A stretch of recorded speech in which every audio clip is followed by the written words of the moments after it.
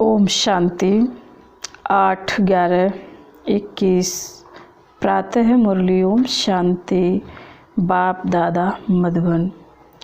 बाबा कहते हैं, मीठे बच्चे शिव बाबा का बनकर कोई भी भूल नहीं करना। भूल करने से बाप का नाम बदनाम कर देंगे।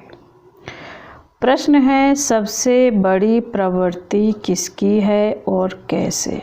बाबा का उत्तर है, शिव बाबा की सबसे बड़ी प्रवृत्ति है।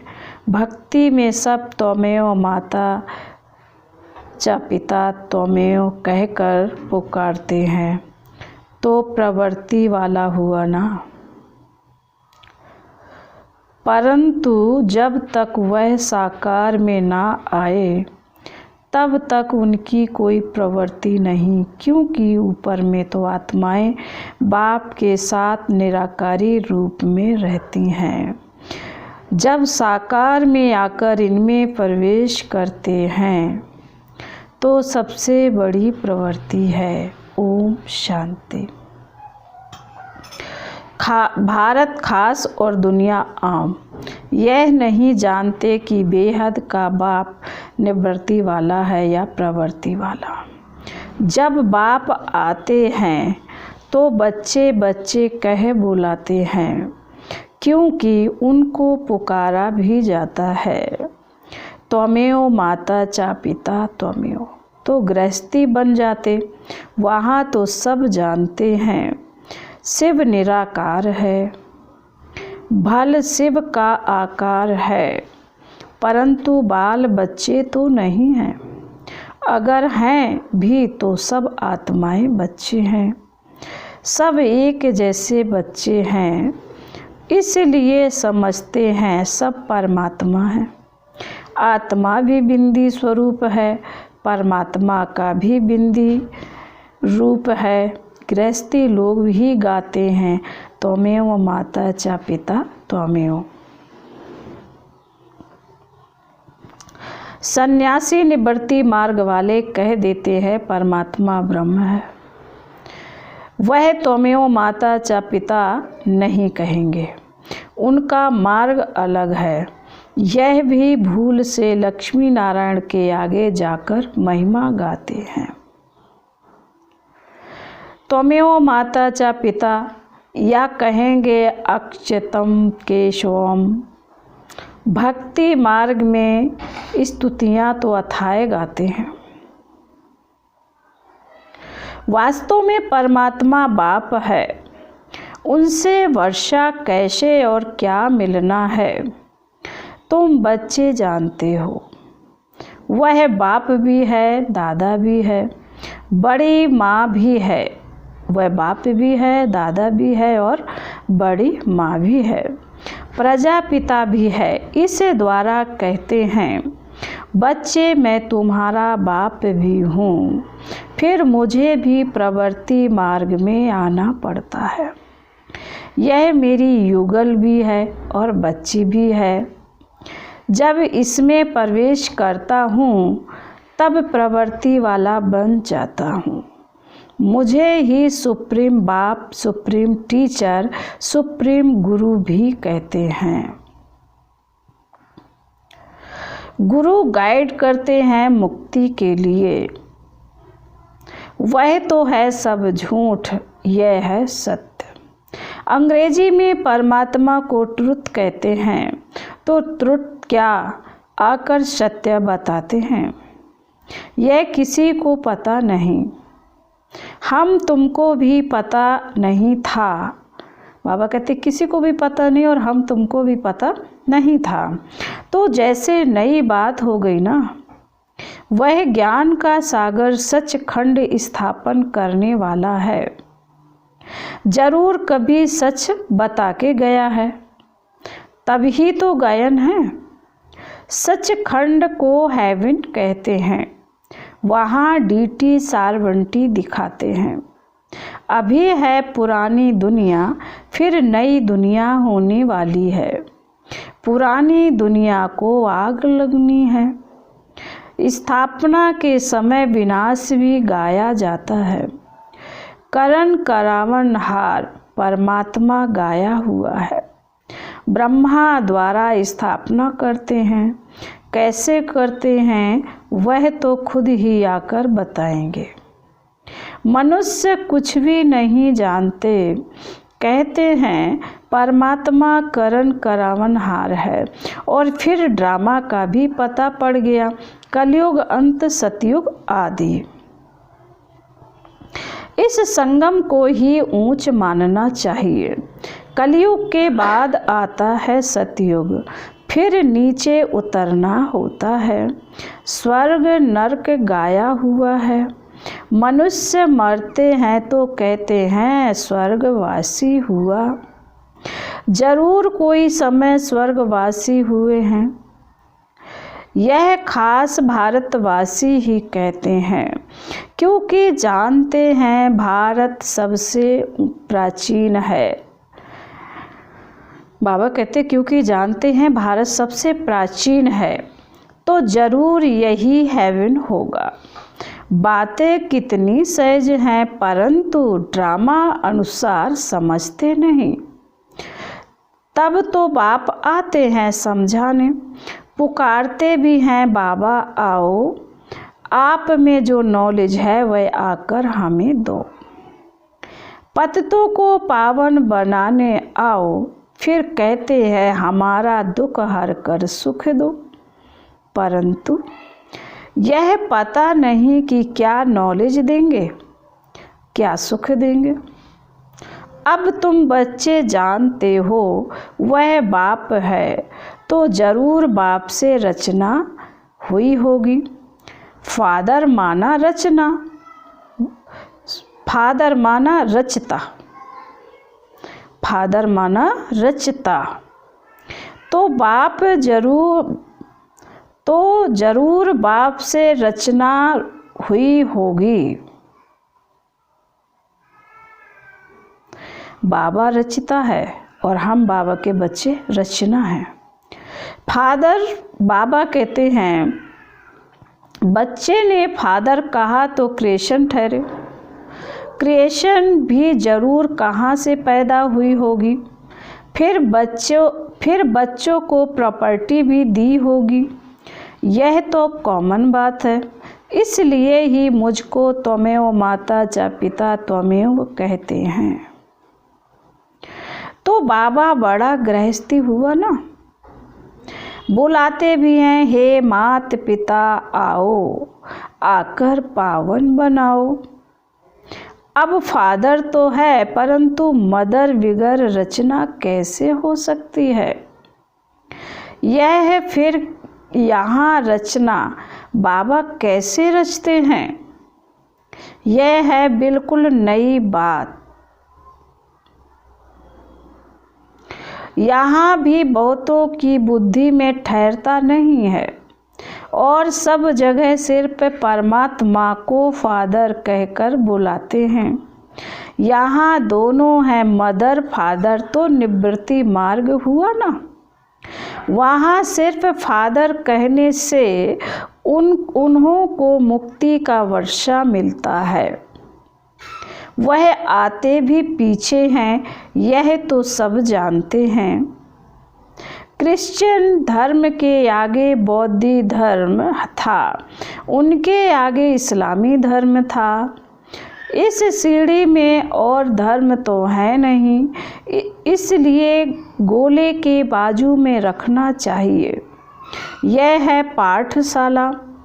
अब पाठशाला में सिर्फ एक किताब थोड़े ही होगा, पाठशाला में तो मैप्स भी चाहिए, नक्शे। वह जिस्मानी विद्या तो काम में नहीं आएगी, मैप्स से मनुष्य झट समझ जाएंगे। यह तुम्हारे मुख्य मैप्स हैं। कितना विस्तार से समझाया जाता है, फिर भी पत्थर बुद्धि समझते नहीं। बाबा ने समझाया है, प्रदर्शनी में त्रिमूर्ति पर ही पहले समझाना है। यह तुम्हारा बाबा है, वह दादा है। ज्ञान कैसे देवें, वर्षा कैसे देवें। भारतवासियों को ही वर्षा मिलना है। परमपिता परमात्मा ब्रह्मा देवता क्षत्रिय 3 धर्म की स्थापना करते हैं। ब्रह्मा द्वारा ब्राह्मण ही रचते हैं। यह है यज्ञ, इसको कहा जाता है रुद्र ज्ञान यज्ञ। और भक्ति मार्ग के जो यज्ञ है वह देरी से शुरू होते हैं, क्योंकि पहले पहले होती है शिव की पूजा, फिर देवताओं की पूजा। उस समय कोई यज्ञ नहीं होता। बाद में यह यज्ञ करना शुरू करते हैं। पहले देवताओं की पूजा करते हैं, फूल चढ़ाते हैं। अब तुम पूजा लायक नहीं हो। लोग शिव के ऊपर जाकर अक धतूरा क्यों चढ़ाते हैं? बाप समझाते हैं, तुम सब कांटे थे, उनसे फिर कोई सदा गुलाब, कोई मोतिया बनते हैं, कोई फिर अक के फूल भी बन पड़ते हैं। पूरा नहीं पड़ते तो अक बन जाते हैं, कोई काम के नहीं रहते। शिव बाबा पर सब कांटे चढ़ते हैं, फिर उन्हों को फूल बनाते हैं, परंतु फूलों की भी वैरायटी बन जाती है। बगीचे में वैरायटी फूल होते हैं ना, तुम्हारे में भी नंबरवार हैं। कोई तख्त नसीन बनेंगे, कोई क्या बनेंगे। यह सब बातें बाप ही समझाते हैं और कोई समझा न सके। भक्ति मार्ग कितना लंबा चौड़ा है, परंतु उसमें ज्ञान जरा भी नहीं है। सतयुग में देवी देवता थे, कलयुग में एक भी देवता नहीं, तो जरूर परमात्मा ने मनुष्यों को देवता बनाया होगा। तो बाप आकर ऐसा कर्म सिखलाते हैं जो मनुष्य सीख कर दैवी गुण धारण कर देवी देवता बन गए। और धर्म वाले क्या सिखाएंगे, क्योंकि उन्हों को तो ऊपर से उनके पिछाड़ी में आना है, तो वह सिर्फ पवित्रता का ज्ञान देते हैं। क्राइस्ट जब आता है तो क्रिश्चियन तो कोई है नहीं, ऊपर से इनके पिछाड़ी आते हैं। बाबा ने समझाया है, मुख्य धर्म हैं 4। जो धर्म स्थापन करते हैं उनका जो शास्त्र है उनको कहा जाता है धर्म शास्त्र।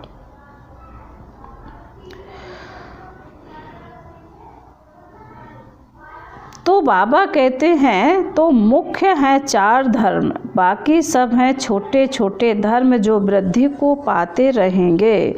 इस्लामी धर्म का शास्त्र अपना, बौद्धियों का अपना, तो धर्म शास्त्र सिर्फ यही ठहरे। ब्राह्मण धर्म तो अभी का है, वो लोग गाते हैं ब्राह्मण देवताय नमः। तो उन ब्राह्मणों को समझाना है कि परमात्मा जब ब्रह्मा द्वारा आकर ब्रह्मा मुख वंशावली रचते हैं वही सच्चे ब्राह्मण हैं। तुम तो प्रजापिता ब्रह्मा की औलाद हो नहीं, तुम सिर्फ अपने को ब्राह्मण कहलाते हो, परंतु अर्थ नहीं जानते। ब्रह्मा भोजन जब खाते हैं तो संस्कृत में श्लोक पढ़ ब्रह्मा भोजन की महिमा गाते हैं। महिमा सारी फालतू करते हैं।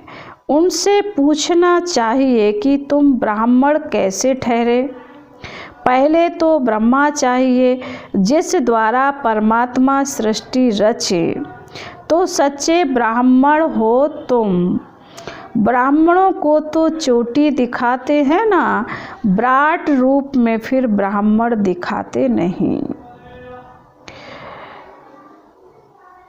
तो ब्राह्मण आए कहाँ से? तुम बच्चे को ब्राह्मण कहलाते हो, तुम अपने को ब्राह्मण कहलाते हो। तो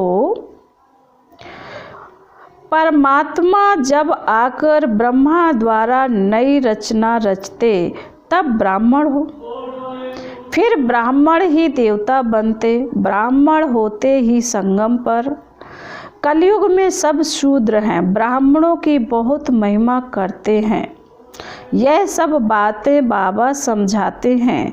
अल्फ वे बाकी है डिटेल। भक्ति का भी समझाना पड़े, बाबा कह देते हैं तुम कोई भगत हो, बाकी बाबा कब गुस्सा आदि नहीं करते। बाप समझानी तो देगा ना, क्योंकि बच्चे अगर भूल करते हैं तो नाम बदनाम किसका होगा? शिव बाबा का। इसलिए बाबा बच्चों को कल्याण अर्थ शिक्षा देते हैं। समझो इनसे कोई भूल हो जाती है तो भी उनको सुधारने के लिए ड्रामा में नूंद है, उससे भी फायदा निकलेगा, क्योंकि यह बड़ा बच्चा है ना, सारा मदार इस पर है, इनसे कोई नुकसान नहीं होगा। यह कहते हैं ऐसे करो तो कर देना चाहिए, तो नुकसान से भी फायदा निकल आएगा। नुकसान की बात कोई नहीं, हर बात में कल्याण ही कल्याण है। अकल्याण भी ड्रामा में था। भूलें तो सबसे होती रहेंगी, परंतु अंत में कल्याण तो कोई भी हालत में होना है, क्योंकि बाप है कल्याणकारी। सबका कल्याण करना है, सबको सद्गति दे देते हैं। अब सबकी कयामत का समय है, पापों का बोझा सबके सिर पर है, तो सबका हिसाब किताब चुकतू होगा। सजाएं मिलने में देरी नहीं लगती हैं, सेकंड में जीवन मुक्ति मिलती है, तो क्या सेकंड में पापों की सजा नहीं भोग सकते हैं?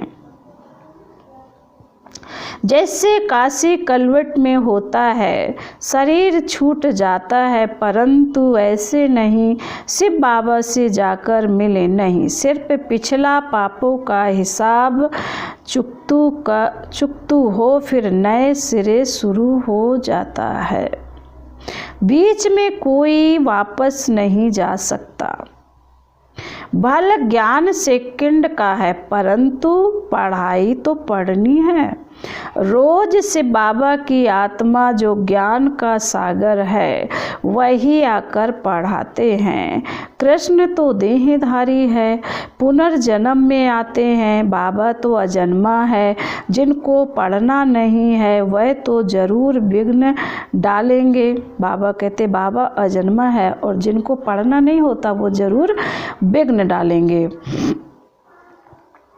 यज्ञ में विघ्न तो पड़ेंगे, अबलाओं पर अत्याचार होंगे। यज्ञ में विघ्न तो पड़ेंगे, अबलाओं पर अत्याचार होंगे। वह सब कुछ हो रहा है कल्प पहले मुआफिक। असुर कैसे हंगामा करते हैं, चित्र फाड़ते हैं, कोई समय आग लगाने में भी देरी नहीं करेंगे। हम क्या करेंगे, अंदर में समझते हैं भावी, बाहर में पुलिस आदि को रिपोर्ट करनी पड़ेगी। अंदर में जानते हैं कल्प पहले जो हुआ था सो होगा, इसमें दुख की कोई बात नहीं। नुकसान हुआ, धोबी के घर से गई छूट। बाबा कह रहे धोबी के घर से गई छूट, फिर दूसरा बन जाएंगे। बाबा ने तो कह दिया जहाँ प्रदर्शनी आदि करते हो तो 8 दिन के लिए इंश्योरेंस करा दो। कोई अच्छा आदमी होगा तो चार्ज भी नहीं लेगा, ना इंश्योरेंस किया तो भी क्या होगा, फिर नए अच्छे चित्र बन जाएंगे। कदम कदम में पदम है तुम्हारा, कदम कदम सेकंड सेकंड बहुत वैल्यूबल है। तुम पदम पति बनते हो। 21 जन्मों के लिए बाबा से वर्षा लेते हो तो कितना अच्छी रीति समझना चाहिए। वहाँ स्वर्ग में तुम्हारे पास अनगिनत धन होगा। गिनती की बात नहीं तो कितना बाबा तुमको धनवान सुखी बनाते हैं। इनकम कितनी बड़ी है, प्रजा भी कितनी साहूकार बनती है। यह है सोर्स ऑफ इनकम 21 जन्म के लिए। यह है मनुष्य से देवता बनने की पाठशाला।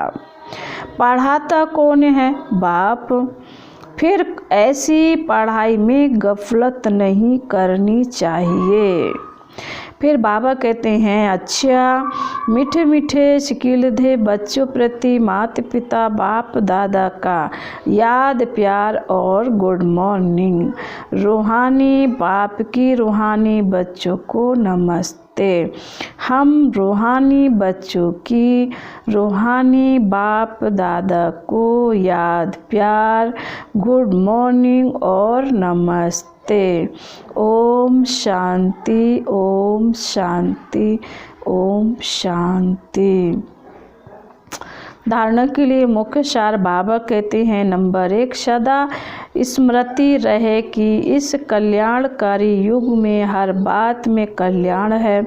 हमारा कल्याण हो नहीं सकता। हर बात में कल्याण समझ सदा निश्चिंत रहना है। सदा नंबर 2, सदा गुलाब बनने के लिए पढ़ाई पर पूरा ध्यान देना है। पढ़ाई में गफलत नहीं करनी है। अक का फूल नहीं बनना है। वरदान है, सबको रिगार्ड देते हुए अपना रिकॉर्ड ठीक रखने वाले सर्व के स्नेही भावो। स्पष्टीकरण है, जितना जो सभी को रिगार्ड देता है उतना ही अपने रिकॉर्ड को ठीक रख सकता है। दूसरों का रिगार्ड रखना अपना रिकॉर्ड बनाना है। जैसे यज्ञ के मददगार बनना ही मदद लेना है, वैसे रिगार्ड देना ही रिगार्ड लेना है। एक बार देना और अनेक बार लेने के हकदार बन जाना। वैसे कहते हैं, छोटों को प्यार और बड़ों को रिगार्ड दो, लेकिन जो सभी को बड़ा समझकर रिगार्ड देते हैं वह सबके स्नेही बन जाते हैं। इसके लिए हर बात में पहले आपका पाठ पक्का करो। स्लोगन है, बाप दादा की मिली हुई शिक्षाएं, बाप दादा की मिली हुई शिक्षाएं समय पर याद आना ही तीव्र पुरुषार्थ है। ओम शांति।